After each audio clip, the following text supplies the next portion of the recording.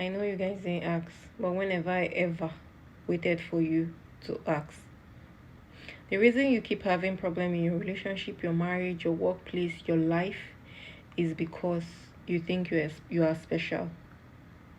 Today, I urge you to have an ego death.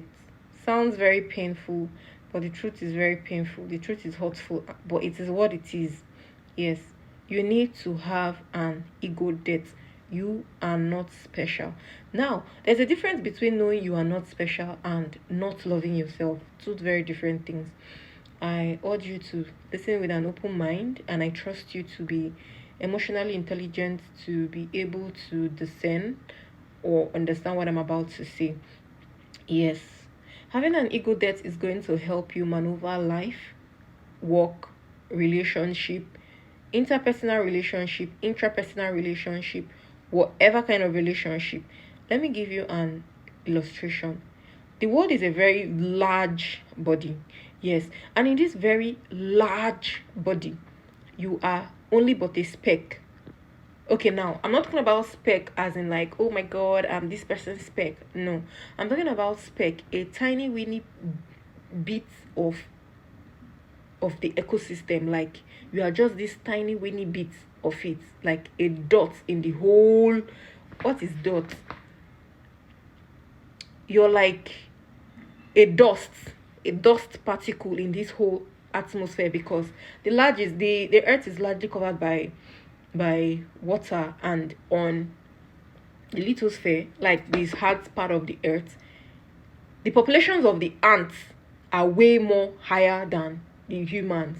Now, add every other living organisms to it, then you, that is a very tiny little weeny bit of the atmosphere. Yes. When you wake up to the realization that you're not special and things can happen to you in the way it has never happened to you. That's why when I see people say, God forbid, it will never happen to me and my family, God forbid. So I try to tell me that every other person it happens to, they woke up and pray and say, oh, untimely death is going to be my portion. No. Nobody ever prays for it to happen to them. But guess what happens? It happens to them the way it has never happened to them before.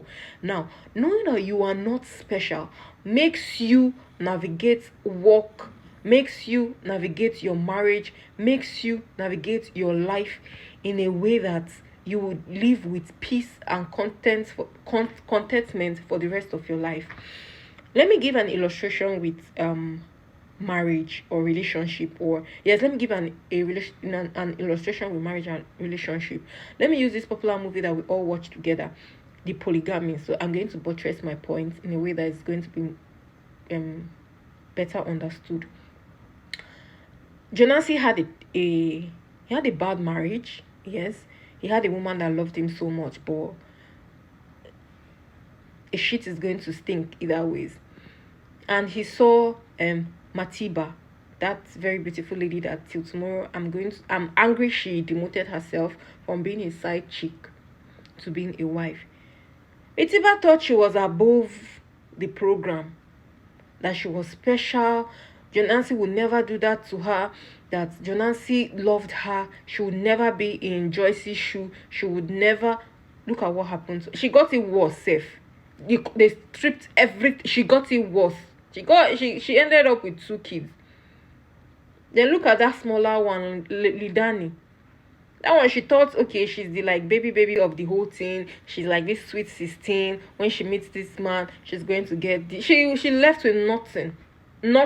Even the house that he gave her, the family found a way to collect it. So now, if she spent 3, 4, 5 years with him and he died, she came out empty-handed. The only thing she has to show for it, probably the designer's clothes she bought then, and maybe whatever experience that she went with him, like the travels, the rest. Then in your workplace, you overwork yourself 247. You're showing up for the company. You are not even taking all your leaves because you feel like without you, your company is not going to run. Like you have placed yourself at an all-time high, that you think now you are literally the one engineering like a department in your office, or like without you, if you don't they've given you this pseudo reality that makes you feel like, no, if let me use myself as an example. If Laura doesn't come to work today, things will get bad. If Laura doesn't come to work today, production is going to stall. So you now feel like you must come to work for things to happen. Let me break it to you. The day you decide an off, or the day you decide a raise, is the day terrible things will start happening to you at that your workplace. You are not special. A 29-year-old lady dropped dead at her workplace after asking for leave to just take some time off. She dropped dead at her workplace restroom.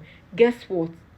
I can hold my two breasts and swear that next week somebody has taken over her position. I'm literally grabbing my boobs to swear. You will die and they will move on and nothing will happen. That is just how the program works.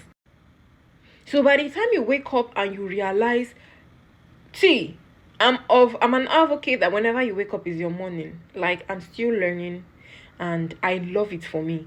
I would never, like, if I find out an update that has been in existence like 29 BC, and every other person, even people way younger than I am, have gotten hand of the information, and I wake up at 50:40 and I hear it. It's my morning. I'm happy for it. Some people would live the rest of their life without knowing or having that information.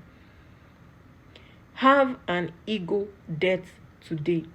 Things will function without you. Life will function without you. You are not special. You are not above the program. People will move on with their life without you, and they will move on well. Tell yourself this. It will make you look after you very well. The way you will take care of yourself. You see those people you are working to send money. So many people abroad now are paying crazy black tax. Crazy black tax.